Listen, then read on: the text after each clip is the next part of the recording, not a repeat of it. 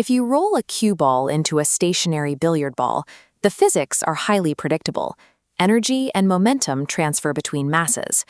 To understand the true nature of light, we have to shrink that exact kinetic two-body collision down to the quantum scale, replacing the cue ball with a single photon and the target with a free electron.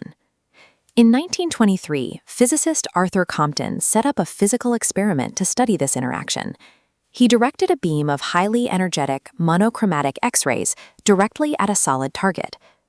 The classical continuous wave theory of light made a specific prediction. An incoming electromagnetic wave doesn't collide with a charged particle, it washes over it. The electric field forces the electron to oscillate at the exact same frequency as the incoming wave. Under the established laws of classical electrodynamics, that oscillating electron essentially becomes a tiny radio antenna. It broadcasts scattered radiation outward, matching the frequency of the wave that shook it.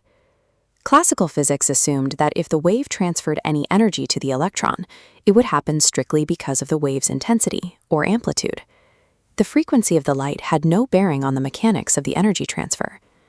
This leads to a strict, inescapable classical rule. An X-ray scattering off an electron should never change its original wavelength. When Compton checked his spectrometer, the data flatly contradicted the classical rulebook. The scattered X-rays emerging from his target had a distinctly longer wavelength than the ones going in. Across the electromagnetic spectrum, a longer wavelength dictates a lower frequency, which means lower energy. The scattered X-ray literally changed color, losing a portion of its initial energy during the interaction. The photoelectric effect had already provided evidence that light energy was quantized. But that process involved a complex three-body interaction between a photon, an electron, and a massive atomic lattice. That complexity made it nearly impossible to cleanly track the conservation of momentum. Compton bypassed the lattice problem. By using high-energy X-rays against light elements, he supplied enough force to knock outer electrons entirely free of their atomic bonds. He created a pristine, isolatable two-body collision. To resolve the wavelength paradox in his data, Compton had to discard classical wave mechanics completely for this interaction. He proposed that light must act as a discrete, localized particle, a quantum. This particle possesses not only quantized energy proportional to its frequency, but strict directional momentum, inversely proportional to its wavelength. Proving this hypothesis required testing it against the most rigid laws in physics. If light was truly a particle, it had to obey the exact mathematical rules of relativistic kinematics during this microscopic collision. We established the pre-collision state by defining the incident photon's initial energy. Based on Planck's relation, that energy is Planck's constant times the speed of light, divided by the incoming wavelength. This diagram shows energy conservation. The initial photon energy equals the scattered photon's energy plus the electron's kinetic energy. As the electron recoils, the scattered photon's energy drops, lengthening its wavelength. Also, total momentum before impact geometrically equals scattered momentum after impact. This setup invites a logical question. In the photoelectric effect, an electron absorbs the photon entirely. Why doesn't our free electron do the same thing and take all the energy? The math proves it is physically impossible. A single free electron cannot simultaneously absorb all of a photon's energy and all of its directional momentum without breaking one of the conservation laws. Momentum conservation forces the photon to survive the collision. It rebounds, intact, but robbed of energy, carrying its remaining momentum forward at a longer wavelength. This graph maps the kinematic equations. The Compton shift formula dictates wavelength change based on scattering angle. The cluster of constants on the right, Planck's constant, electron mass, and speed of light, is known as the Compton wavelength. Dimensional analysis shows that combining these fundamental constants yields a specific unit of length, roughly 2.4 picometers.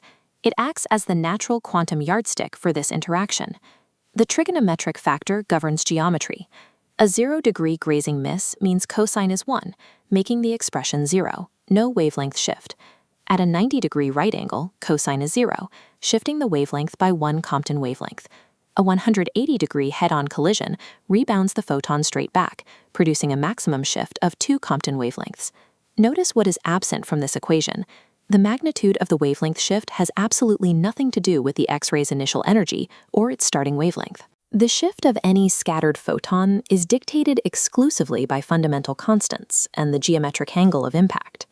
This spectrometer data from Compton's actual graphite target presents a real-world complication. He did not observe one shifted peak in the scattered light.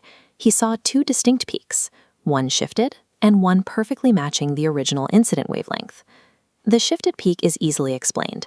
It perfectly matches our kinematic math for photons colliding with the loosely bound, quasi-free valence electrons on the outer edges of the carbon atoms.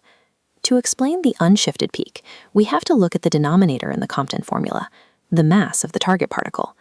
If an incoming X-ray strikes a tightly bound inner shell electron, the single photon doesn't have enough energy to break the bond. Instead, the momentum impact must be absorbed by the entire massive carbon atom.